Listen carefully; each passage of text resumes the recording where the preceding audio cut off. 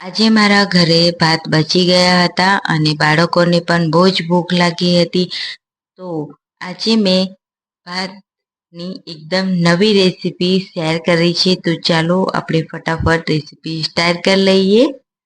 અહીંયા આપણે એક મોટું બાઉલ લીધું છે. તેમાં આપણે 1 વાટકી ભાત લીધેલા છે. આપણે ભાતને પહેલાં તો ક્રશ કરી લેવાના છે.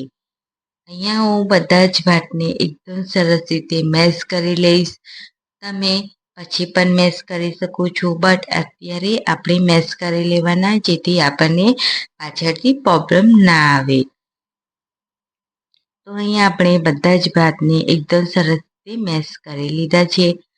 હવે આપણે તેમાં એડ કરીશું અડધી વાટકી ડુંગળી. જો તમે ડુંગળી ખાતા હોય તો એડ કરવાની, નહીં તો સ્કીપ પણ કરી શકો છો.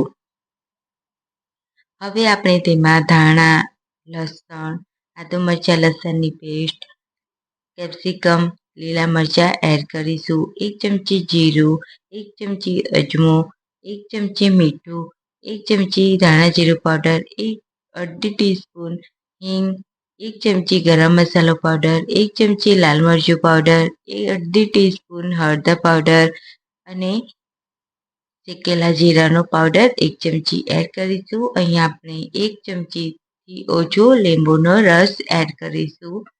અહીંયા આપણે બધું જ એકદમ સરસ રીતે મિક્સ કરી લઈશું. ત્યારબાદ આપણે 1 નાની વાટકી સૂજી એડ કરીશું અને ફરીથી મિક્સ કરી લઈશું. તો આ જે આપણે વધેલા ભાતનો એકદમ નવો નાસ્તો બનાવવાના છીએ. અહીંયા આપણે જે વાટકીથી સૂજી લીધી હતી એ જ વાટકીથી આપણે પાણી લઈશું અને બધું મિક્સ કરી લઈશું. અહીંયા આપણે સરસ રીતે મિક્સ કરી લીધું છે. હવે ઢાંકણ ઢાંકી તેને 10 મિનિટ રેસ્ટ આપીશું. 10 મિનિટ થઈ ગઈ છે. અહીંયા આપણી સૂજી છે તે પણ એકદમ સરસ રીતે ફૂલી ગઈ છે અને આપણું મિશ્રણ છે તે એકદમ ઠીક એવું થઈ ગયું છે. હવે આપણે તેને એક વખત ફરીથી મસળી લઈશું.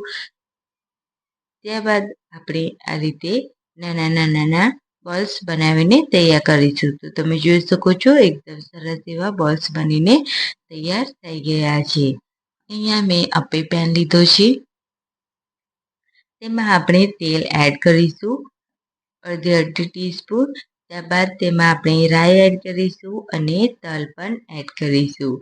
હવે આપણે જે બોલ્સ બનાવેલા હતા તે એડ કરી દઈશું. આ રીતે આપણે બધા જ તમારી પાસે જો અપ્પે પેન ના હોય તો તમારે આ બેટરને તમે ચોકોર શેપ આપી અને તમે તવી પર ઓછા તેલમાં તમે ફ્રાય કરી શકો છો. હવે આપણે તેને ઢાંકણ ઢાંકી અને 2 મિનિટ માટે કૂક કરી લઈશું. તો અહીંયા આ રીતે પલટાવતા રહીશું. ચમચીની મદદથી આ રીતે કાઢી અને તેને પલટાવી લઈશું. તો અહીંયા બધા જ આપણા બોલ્સ છે તે એકદમ સરસ એવા એક બાજુથી ક્રિસ્પી થઈ ગયા છે. અને હવે આપણે બધા જ બોલ્સ આ રીતે પલટાવી લીધા છે. હવે આપણે તેને ફરીથી ઢાંકણ ઢાંકી અને બીજી સાઈડ તેને પણ શેકી લઈશું. ફરીથી પલટાવી લઈશું અને અહીંયા આપણા જે વધેલા ભાતનો આ નવો નાસ્તો છે તે બનીને તૈયાર થઈ ગયો છે. તો હવે આપણે તેને સર્વિંગ પ્લેટમાં સર્વ કરી લઈએ. તો તમે જોઈ શકો છો એકદમ સરસ એવો ગોલ્ડન બ્રાઉન, બાળકોને મજા પડી જાય તેવો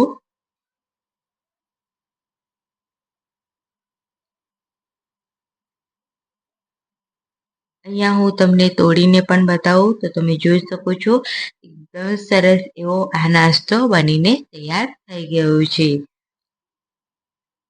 ફ્રેન્ડ્સ, રેસીપી કેવી લાગી કમેન્ટ કરી દો. તો આવી જ રેસીપી સાથે આવતા વિડીયોમાં મળીએ. ત્યાં સુધી બધાને બાય બાય.